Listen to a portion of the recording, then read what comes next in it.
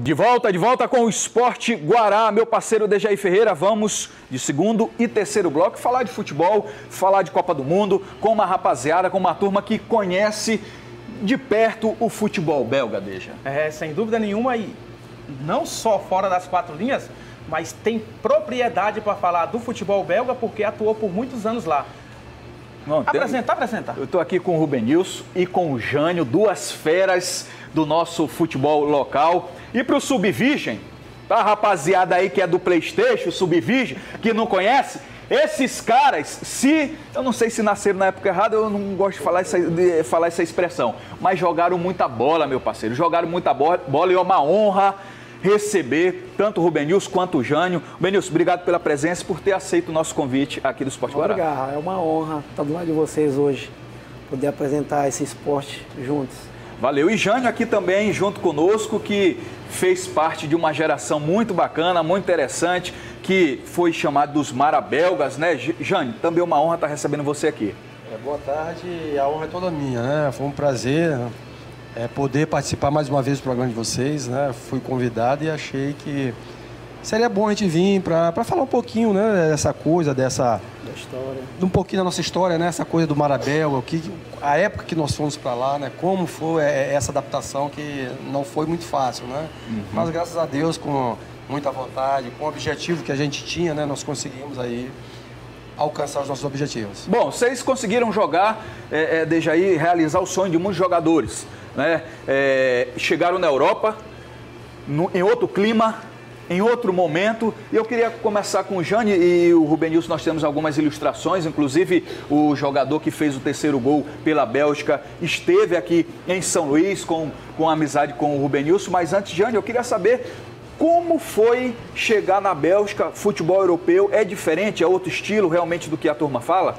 É bem diferente, né? A começar que eles não usam o campo todo, né? Geralmente eles jogam naquele espaço reduzido, né? As duas linhas defensivas avançadas, né? Isso diminui o espaço e você tem que pensar mais rápido, jogar mais rápido, né?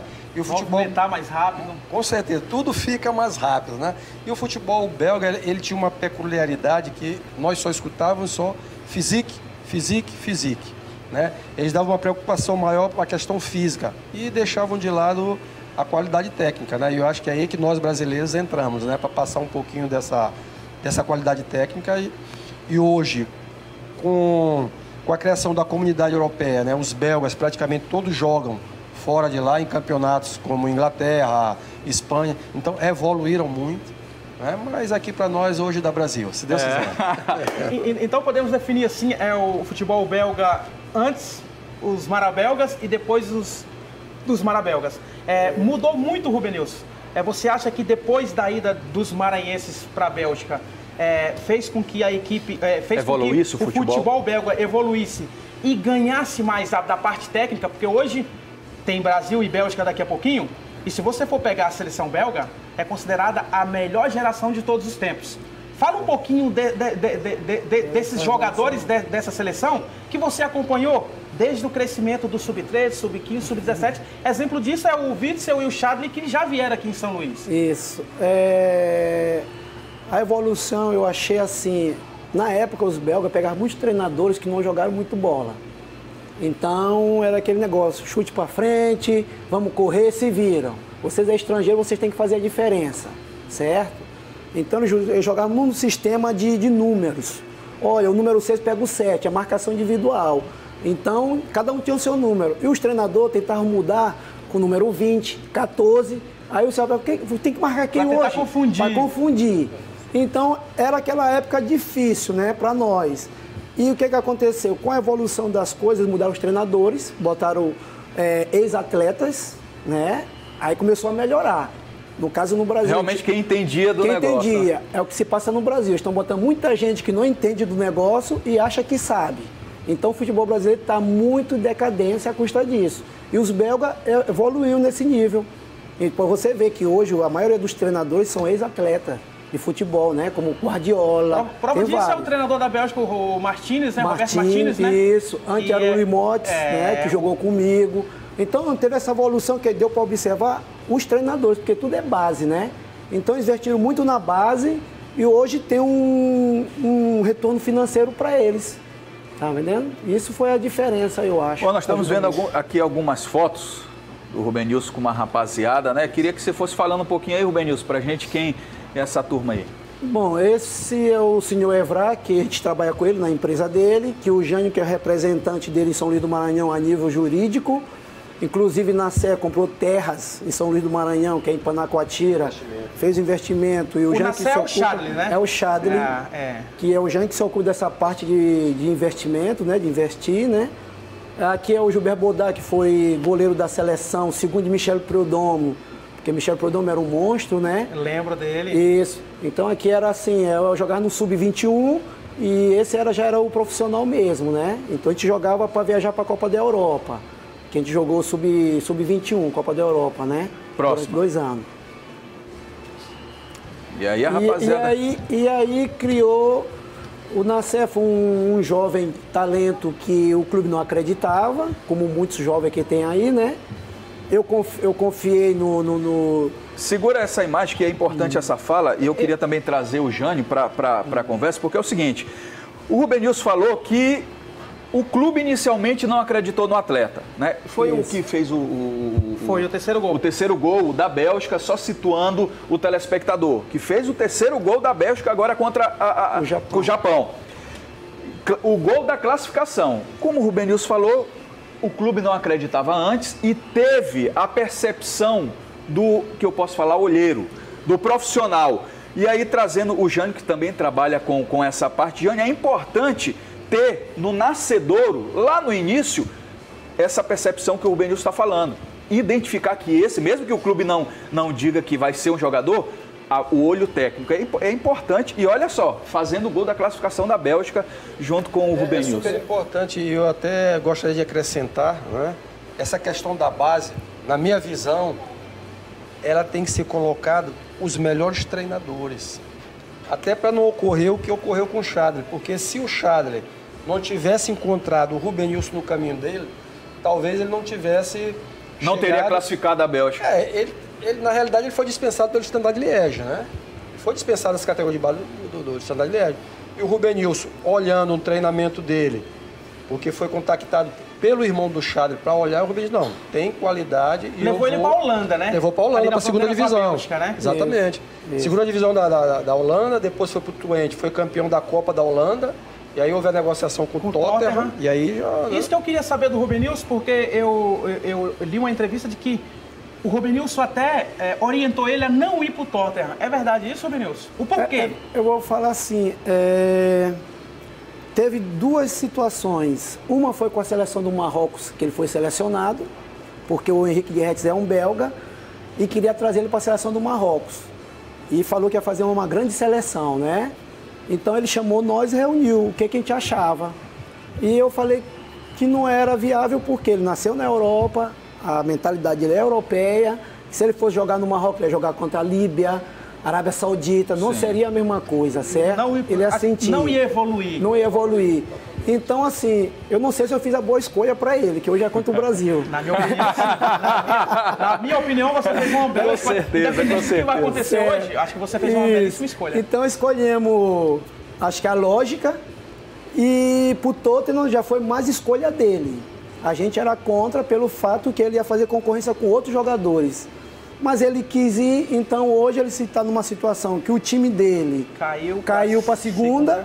O West Bromwich, e, né? E o nível dele está tão alto para um time que está na segunda divisão. Mas depois dessa Copa...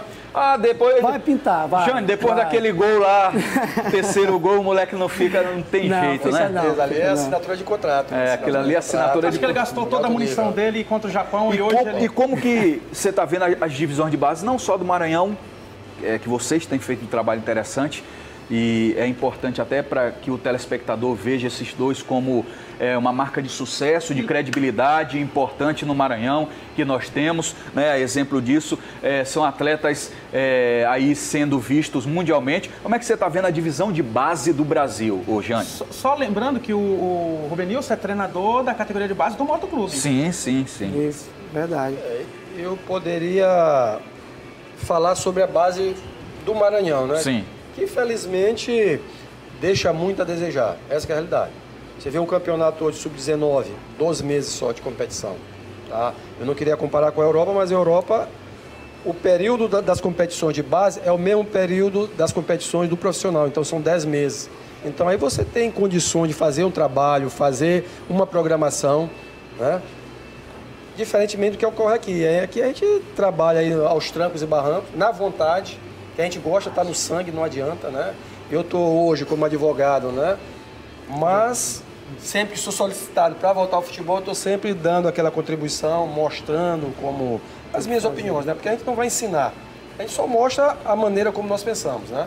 E infelizmente aqui no Maranhão nós precisamos ainda evoluir muito. Estamos muito aquém, né? Se levarmos em consideração a qualidade que nós temos aqui, né? São jogadores que precisam nada mais, nada menos do que uma estrutura. Treinar todo dia, competir, ter uma alimentação correta, né? Que se for comparar com o gráfico final da venda do atleta, é irrisório o investimento. É irrisório, tem a questão dos 5%. Sim. Né? Por exemplo, o clube formador, ele já tem essa garantia de pelo menos 5% a cada negociação. Você já pensou que é 5% de uma venda do Neymar? Verdade. Aí eu te pergunto, vale ou não vale a pena o investimento? Além de que esses jogadores serão também utilizados no próprio clube, né? Na categoria profissional. Não, uma coisa rapidinho, Jânio. O caso do Nassé, o clube deixou quase ele de graça, vendeu por 18 mil. E o clube ainda foi pagar de 3 vezes. E depois de 3 anos, ele foi vendido por 500 mil. E depois de 3 anos no outro time, ele foi vendido por 7 milhões de euros, que é 24 milhões. Então, assim, se falar que tá ruim para uma base... Que o clube teve prejuízo, não teve. É só questão, eu acho, mais administrativa. Uma pessoa que conheça o futebol, que saiba falar, que sabe dar uma direção e ter uma visão mais na frente. Começar a colocar as pessoas certas nos lugares certos, né? Verdade. Espaço para curioso hoje em dia não há mais. Você tem que ser profissional, tem que conhecer daquilo que você se propõe a fazer. É como vocês que estão aqui, jornalistas, então, se prepararam para isso. É o caso do futebol. É o mesmo caminho. Tem que colocar pessoas que realmente conheçam daquilo que estão trabalhando. Né? Maravilha. E especificamente do jogo de hoje, né? Brasil enfrentando a Bélgica, entendemos que existe um confronto de escolas, né? E eu queria saber a opinião de vocês dois quanto ao jogo de hoje. Olha, olhando a Bélgica assim do lado não torcedor, eu acho que o Brasil tem condições de ganhar, porque a Bélgica jogou contra Panamá, Tunísia, a Inglaterra é um futebol ainda que ainda está em dúvida. Sim. Mesmo ganhando ainda tem aquela dúvida. Usaram o time reserva, né? Usaram o time reserva. E assim, contra o Japão, a Bélgica reagiu porque os pessoal são grandes mesmo, o japonês sabe, né? O treinador apostou no segundo tempo na bola aérea, né? Isso, que ele colocando o Fellaini, depois colocando o Chadli. E a equipe do Japão também, eu acho que praticamente pensou que já estaria classificada. Pagou pela inexperiência. Pagou pela inexperiência. Isso fez com que a Bélgica crescesse. Isso. Então eu acho assim, eles têm medo de nós. Isso aí é um caso porque a gente sabe a mentalidade do belga. O belga não joga, ele quer que os outros joguem. Então eu acho assim, o medo deles pode complicar nós. Porque a pessoa, quando o medo, ele tenta reagir de outra forma, né? Talvez busca força onde acha que não tem. Tá? Então eles vão correr 2 vezes mais. Agora o Brasil tem que ter uma chance e marcar. Na realidade é o jogo da vida deles, né? Mas eu confio na equipe brasileira. Nós estamos aí numa ascendente, né? Não começamos tão bem, mas estamos aí, né? É aquilo que a gente tem que chegar nas fases finais, no topo, né? Então eu acho que o Brasil está fazendo o caminho certo e eu acredito numa vitória do Brasil hoje, com certeza. Maravilha. E você, Dejaí? Eu acredito. 2-0 para a seleção brasileira. Mesmo com essa zaga que muitos estão contestando? Não, pelo contrário. Eu acho que a defesa brasileira está muito sólida. Não. A belga. A belga, mesmo eu acho que... Placar de 2-0. Muita gente apostando em 4, 3. Não, 2-0, até porque eu acho que há o respeito, entendeu? Sim. A Bélgica não chegou às quartas finais, não caiu de paraquedas, então tem que ter o respeito. Eu acredito 2-0 da seleção brasileira, mas vai ser um jogo muito difícil. Maravilha. Bom, quero agradecer a presença dos 2 craques, apesar de terem parado de jogar bola, continuam no meio do futebol, o que isso só vem acrescentar no futebol local. O Rubenilson está aí no momento mais importante, eu acho, que da carreira do jogador, que é no nascedouro, né? E você acha que aqui realmente é uma terra fértil, Rubens?